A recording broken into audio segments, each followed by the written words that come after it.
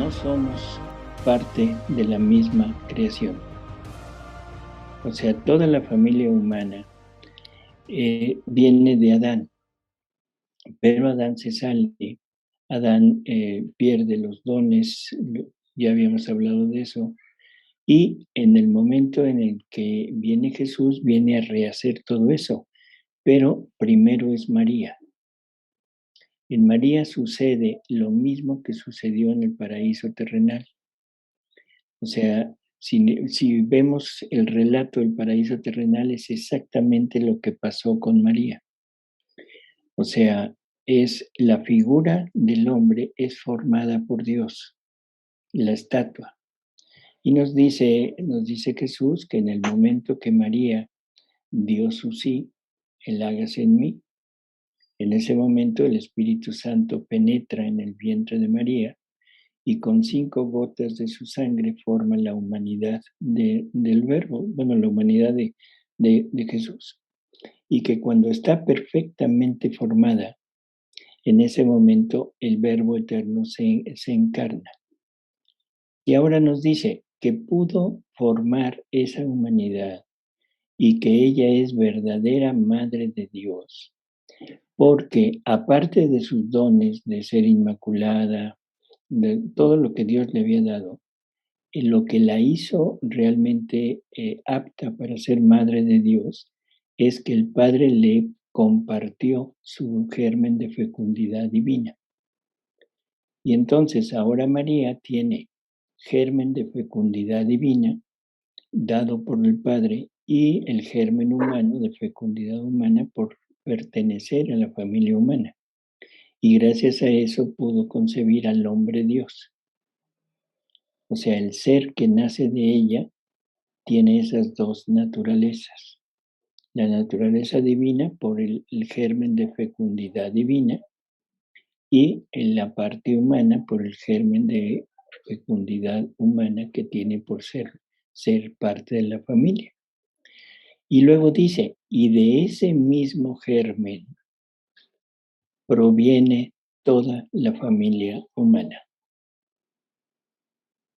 O sea, de ese germen de fecundidad divina y fecundidad humana, o sea, que viene Jesús, pero de ese mismo germen provenimos todos nosotros. O sea, que lo que deberíamos de ser por herencia es hombre Dios, para poder llegar a ser imagen y semejanza de Dios en Jesucristo. ¿Qué distingue, Salvador, la prueba de nuestra Santísima Madre de la de Adán? ¿Qué distingue? Sí, ambos fueron probados. Sí. Entonces, ¿hay alguna diferencia entre la prueba de nuestra Santísima Madre respecto de la que tuvo que pasar Adán? Mucha, porque aunque en Dios ya estaba todo, el acto único de Dios contiene tanto lo bueno como lo malo que la criatura ha hecho y lo bueno que Dios hizo. Pero en el tiempo todavía no existía el mal, todavía no había sido hecho el pecado. Por lo tanto, a Adán nada más le dan la obediencia.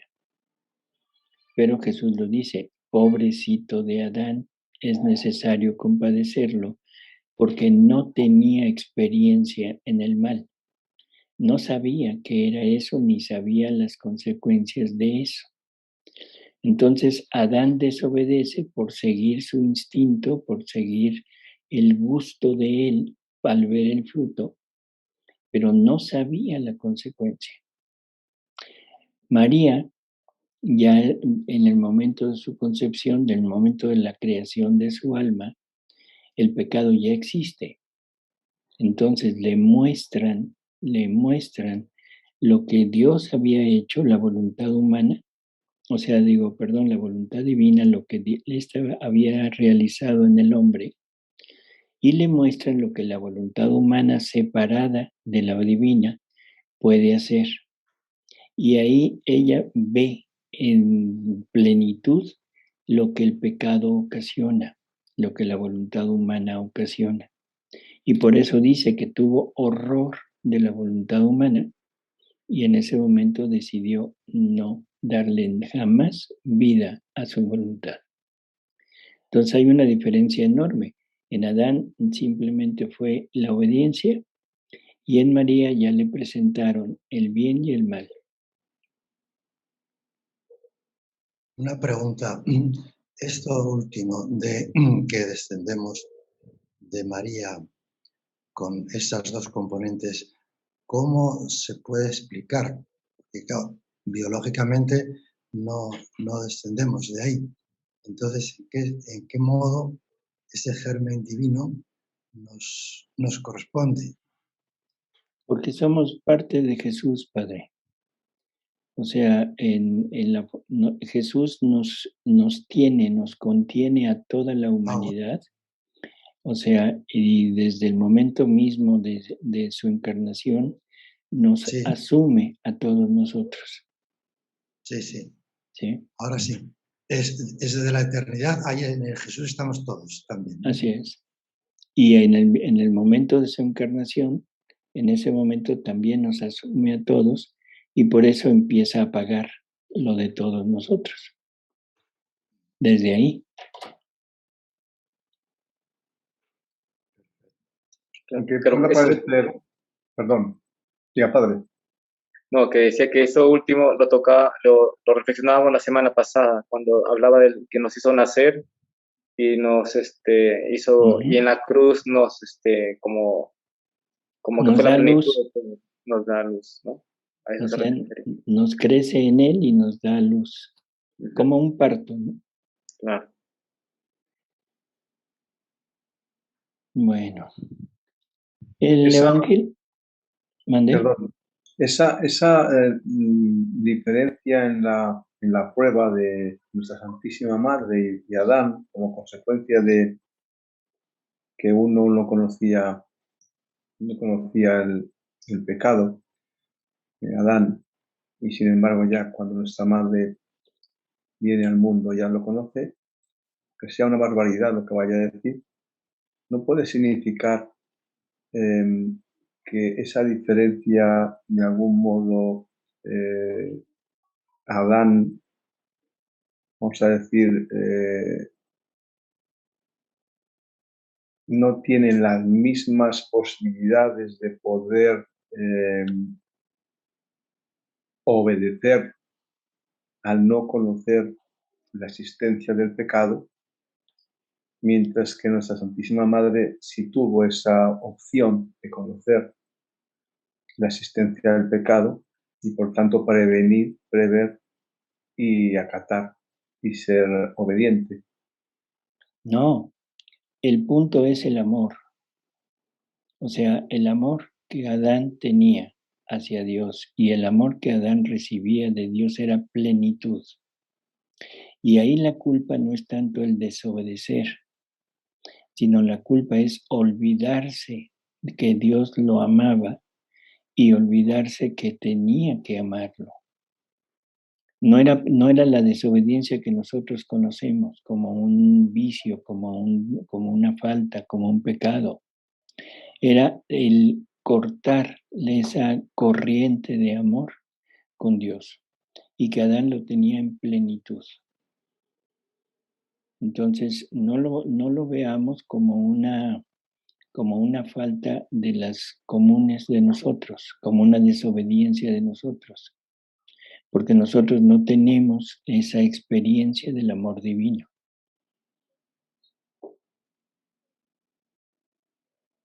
De algún modo, esa diferenciación, es decir, el que por un lado uno de los dos, Adán, no conozca la existencia del pecado, no tenga esa experiencia, y de algún modo, aunque parezca burdo decirlo, y racional, porque lo es, vamos a decir que tuvo menos opciones.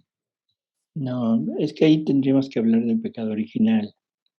O sea, mira, así a ver si lo podemos hacer rápido. es necesario que el hombre conozca el pecado, conozca el mal. No hay forma de que el hombre pudiera elegir libremente, o sea, elegir la vida divina en libertad, si no conoce el mal. O sea, si no conoce la consecuencia de la acción de la voluntad humana sin la unión con la voluntad divina. En Adán tenía la voluntad divina ya en él, pero estaba condicionada a esa prueba, a esa obediencia. Entonces el punto es cómo va a conocer el mal Adán. Si teniendo la divina voluntad, el demonio no se le podía acercar. Esa es la razón de que Eva no tenga la voluntad divina. Bueno, es una de las razones, no es la principal. Pero entonces Eva, no teniendo la voluntad divina, Satanás se le puede acercar.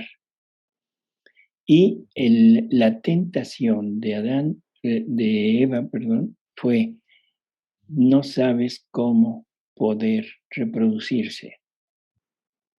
O sea, ser creadores como Dios. Que ese era el punto principal de la envidia de Satanás. Entonces la empieza a llevar, la empieza más o menos a inducir hacia eso. Y ya la parte final que le dice, ni siquiera saben cómo se van a reproducir. Y dice Jesús, le enseñó el acto de las bestias. O sea, le enseñó el acto sexual de las bestias. Entonces, Eva vio con ojos nuevos, sintió con un sentido nuevo, se despertó en ella la parte, ¿cómo diríamos? Bueno, instintiva. La parte sensitiva. Instintiva. Uh-huh. Y Satanás siguió halagándola, hablándole, dice Jesús, acariciando sus miembros con su lengua viperina, o sea, hablándole. Una plática pornográfica, eso es lo que le estuvo diciendo, hasta que llegó el momento en que Eva sintió un deseo inmenso de comerse ese fruto, pero no se lo podía comer sola. Entonces, ahora Eva sí se le puede acercar al hombre, porque Eva tiene una naturaleza humana y esa naturaleza humana le permite acercarse al hombre aunque no tenga la voluntad divina. Va corriendo porque el fruto se lo tiene que comer con él. Pero en ese momento Eva debió haber perdido esa luz que tenía de santidad que nos habla Jesús, que no estaban desnudos, estaban revestidos de luz, igual que Jesús en la transfiguración del monte Tabor. Eva debió haber perdido esa luz en el momento de haber ya deseado ese fruto, habérselo comido. Cuando llega Eva con Adán, Adán debió haber visto que Eva ya no era igual. De alguna manera había perdido esa luz, lo que entendamos por la luz, no importa. La belleza, una luz radiante, como sea. Entonces, dice Jesús, que Adán, al ver a Eva, debía haberla llevado con él y decirle, oye, esta mujer que me diste ya está de esta manera, o sea, ya hizo algo que no es correcto. Y entonces Jesús, yo la hubiera curado, le hubiera borrado de la mente todo lo que Satanás había infundido en ella y todo habría seguido igual. Y Adán hubiera hecho el primer acto heroico de su vida. Por lo tanto, Adán iba a conocer el mal en Eva.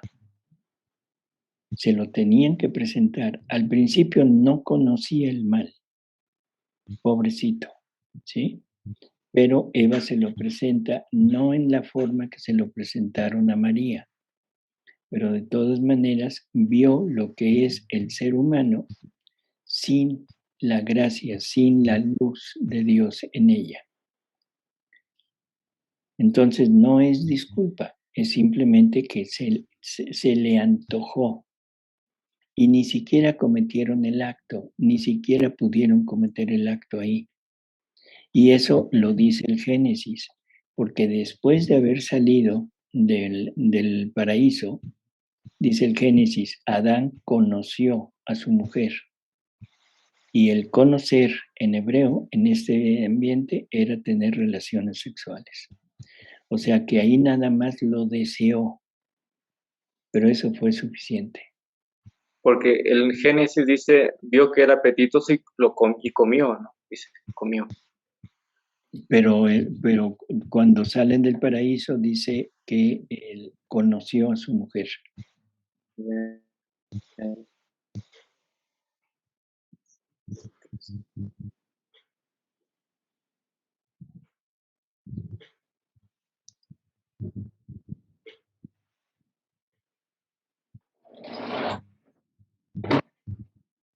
Y en el caso de la Santísima Virgen, ¿Qué tiene?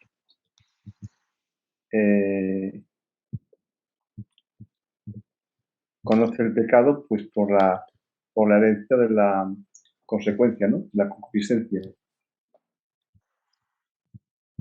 Conoce el pecado, igual que ahora que está tan de moda esto del aviso.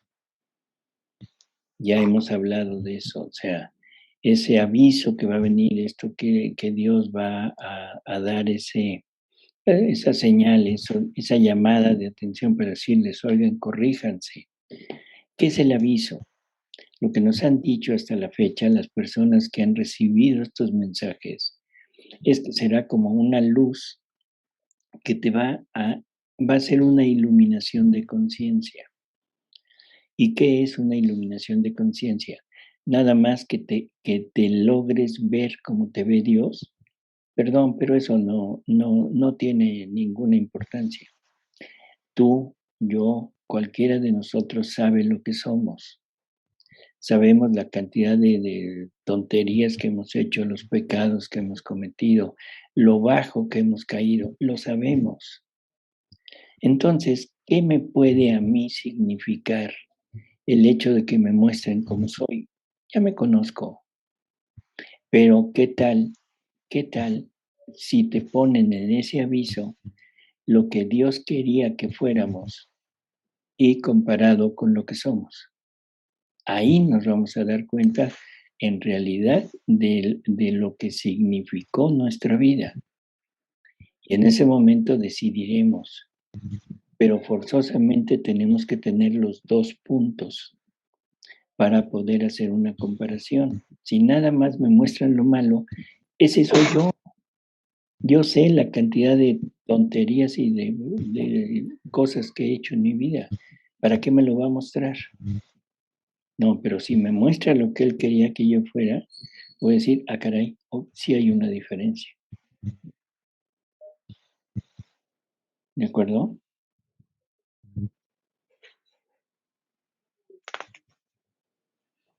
Una pregunta, cambiando. ¿Se puede tener los actos de la divina voluntad separados o en préstamo un tiempito que Dios nos dé, que los actos sean en fusión con el acto de la divina voluntad, antes de que uno pueda entrar a vivir de una manera ya permanente? Eso Sí, Dios lo va haciendo, lo puede ir haciendo, ¿no? Según así como... es.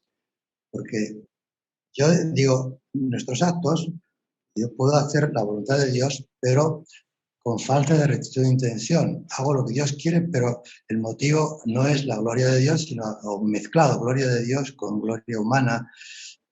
Pero si hago un acto perfectamente recto, a la gloria de Dios, en ese caso Dios puede tomarlo como propio también y ser un acto conjunto, pero aislado, ¿no? Sí. Es, porque luego uno sale y entra, ¿no? No, así Eso es. es lo que podría ser, ¿no? Así es. Y es más, nos Bien. dice que al principio nos va prestando... Cuando hay algo de cuando hay en mi acto alguna falta de intención, en ese caso Dios da frutos, pero no se une a ese acto porque no está perfecto. Pero si el acto fuera totalmente unido con la voluntad de Dios, con la gloria de Dios, sería un acto conjunto, pero uno. Si luego yo me salgo, ya deja de estar la voluntad divina fusionada con la mía, ¿no? Es así, ¿no? Por eso, o sea, No sé si entiende. al principio Jesús nos dice que nos va prestando su voluntad para irnos acostumbrando a obrar con ella. Me la presta y luego la retira, me la vuelve a prestar y me la vuelve a retirar, para que conforme nosotros vayamos actuando en unión con ella, nos la va prestando cada vez más, hasta que llegará el momento en el cual nos decidamos y entonces ya será posesión total y posesión continua. Pero mientras es ese entrar y salir, entrar y salir. ¿Sí? Sí, sí. Ahora, Porque además, ¿qué pasa? Que puede uno salir sin que sea pecado grave o incluso leve, sino por falta de amor. Yo salgo porque no está encaminado. Porque ¿qué pasa cuando una persona sale y ha cometido un pecado mortal?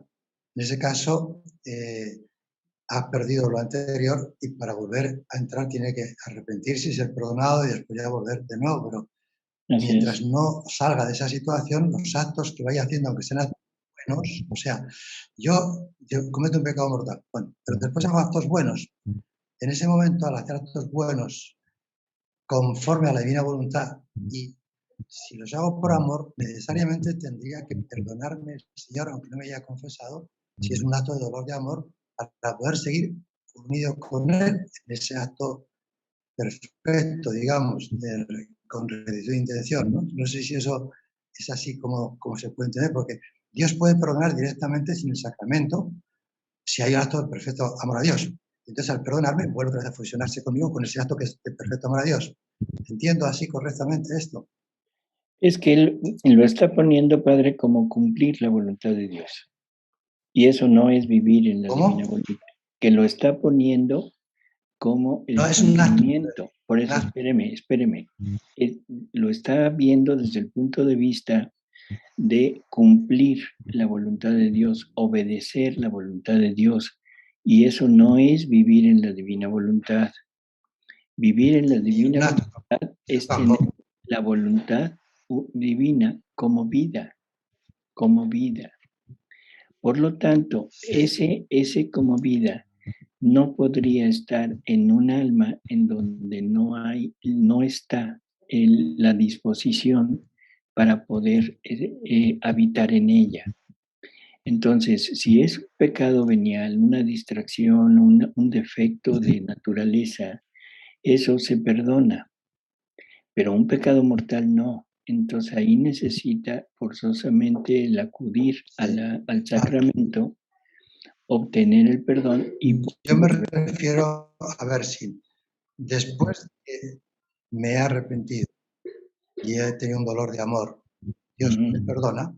Entonces, si hago un acto después de ese acto de dolor, un acto, no vivir, sino un acto con rectitud de intención, buscando la gloria de Dios, ese acto aislado, después de que Dios me haya podido perdonar, puede estar fusionado con el acto de la vida voluntad. Sí. Un momento, no de modo vivo. O sea que, aunque no ha habido confesión, porque Dios puede perdonar directamente, si quiere unirse conmigo en ese acto, tengo que estar totalmente purificado, porque si no, no podría Padre. estar, ¿no? No, Entonces tiene que haber un... No, Padre. No. Y esto es exactamente lo que íbamos a tratar el día de hoy, cosa que esto ya nos da bueno. pie para entrar. En el Evangelio, en Mateo 19, nos dice lo siguiente. Dice que es más fácil que un camello pase por el ojo de una aguja que un rico entre en el reino de los cielos. Y luego los apóstoles se quedan sorprendidos y dicen, entonces, ¿quién podrá salvarse? O sea, una interrogación, decir, bueno, si esto que suena tan ilógico como que un camello pase por el ojo de una aguja, o sea, es más fácil eso a que un rico pueda salvarse. Entonces la pregunta obvia es, ¿quién se podrá salvar? Bueno, Jesús dice lo siguiente: para los hombres esto es imposible, pero para Dios todo es posible. Bueno, entonces ahora vamos a preguntarnos, ¿imposible por qué? ¿Por qué es imposible? El hombre podría haberse arrepentido al darse cuenta de la gravedad de su acción, de lo que acaba de cometer. Habría podido pedir perdón, ¿sí? Y haber actuado santamente por medio de las virtudes después de ese pecado, ¿sí? De esta manera, Dios habría, haciendo un uso de su misericordia y de su amor, muy bien habría podido dar su perdón y decir, sí, te perdono. Y de esta manera, Jesús hubiera podido venir a este mundo a realizar su finalidad, que era establecer su reino, y no hubiera tenido que venir a sufrir tanto. Es más o menos lo que estamos planteando ahorita. Usted lo planteó ya en la actualidad y yo lo quiero plantear en el inicio, allá con Adán, pero es lo mismo exactamente. Aquí necesitamos entender otra vez lo que es la finalidad de la creación del hombre y la finalidad de cada acto que el hombre tenía que hacer. Y para eso vamos a hacer uso de un parrafito del libro 18, la lectura 15, donde nos dice Jesús lo siguiente: la finalidad que Dios había puesto para el hombre era que, viviendo en su voluntad, unido al querer divino, se transformara en una naturaleza igual a la de él, y que cada acto debería generar una vida divina. Cada acto debería generar una vida divina. Las dos voluntades debían marchar juntas, y en esta unión la divina voluntad asumiría el trabajo de dar la paridad de la suya a la voluntad del alma. Así que esta, la voluntad divina, siendo santa, siendo pura, siendo luz, pone en el alma su santidad, su pureza y su luz. Y el trabajo del alma sería la de vivir unida a la divina voluntad. Así que el trabajo de la divina voluntad es el dar en modo perfecto su semejanza a la voluntad del alma, para hacerla crecer a su semejanza y darle el acto de su obrar, el valor que contiene el obrar de una voluntad divina, y la criatura pudiera recibir. Si esto lo analizamos, entonces la voluntad humana tenía que estar siempre unida a la divina voluntad para cumplir su finalidad. Pero esto tenía que ser de manera libre. O sea, libremente tenía que optar por esto. Por eso es que la voluntad humana tenía que renunciar al obrar sin la unión con la divina voluntad. Pero como decide actuar sola, sin la unión, sin esta unión, de esa manera desarrolla en ella su propia finalidad. Ahora es la voluntad humana la que propone, dispone y lleva a cabo la finalidad que ella quiere, no la finalidad divina. Y entonces le da muerte a la acción de la divina voluntad en ella, y con ello le da muerte a la vida divina que Dios quería generar en cada acto de la criatura. ¿Sí? Ahora, con esto, ¿qué es lo que pasa? Defrauda el amor divino y queda deudora de una vida divina por cada acto que realiza. O sea, un pecado es un pecado, o sea, el pecado de obrar sin la divina voluntad es darle muerte a la vida divina en uno. Y el pecado de darle muerte al amor humano, eso da el traste con todo y ya no hay forma de que Dios perdone a menos que se pague esa culpa. Ahora se necesita pagar la deuda y se necesita aparte pagar la pena. Por lo tanto, para recuperar esta vida divina, era necesario el que voluntariamente el hombre hiciera exactamente lo contrario que hizo al hacer el pecado, que era darle muerte a su voluntad humana, a la vida de voluntad humana, para darle vida a la vida de la divina voluntad. El único problema es que el hombre ya no tiene divina voluntad. Por lo tanto, no podría darle vida a la divina voluntad en sus actos. Ya no tiene cómo hacerlo. Por lo tanto, ahora es Jesús el que tiene que venir a pagar, porque Él es el único que tiene vida divina.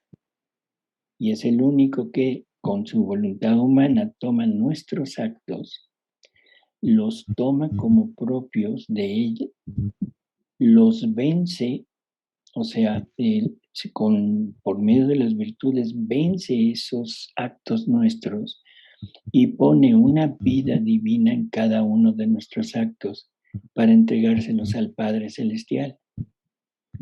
¿Sí? Entonces, creo que es muy sencillo entender.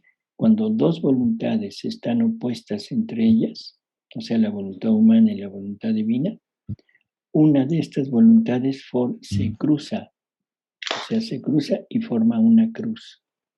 Entonces, la voluntad humana puso en la cruz a la voluntad divina. Para revertir eso, la voluntad humana tendría que volverse a poner en unión con la voluntad divina. Por lo tanto, la voluntad divina oponerse a la voluntad humana y formar la cruz de la voluntad humana. Esa es la renuncia. Y eso no se podría hacer en ningún caso, ya no hablemos de Adán, sino en el caso que usted puso. Un pecado mortal hiere el amor de Dios y hiere el amor del prójimo. Lo que hablábamos al principio de Adán faltando al amor divino y Caín faltando también al amor humano. Entonces la degradación y lo que corrompe al alma es en manera tremenda y ahí no puede venir la voluntad divina a habitar. Ahora nosotros tenemos la posibilidad de recibir el perdón, que ese perdón es gracias a lo que Jesús sufrió, lo que Jesús rehizo de mí, y gracias a eso me perdona. O sea, me da sus méritos y puedo regresar a la gracia y puedo volverme a poner en la divina voluntad, cosa que Adán no pudo, porque no había redentor todavía.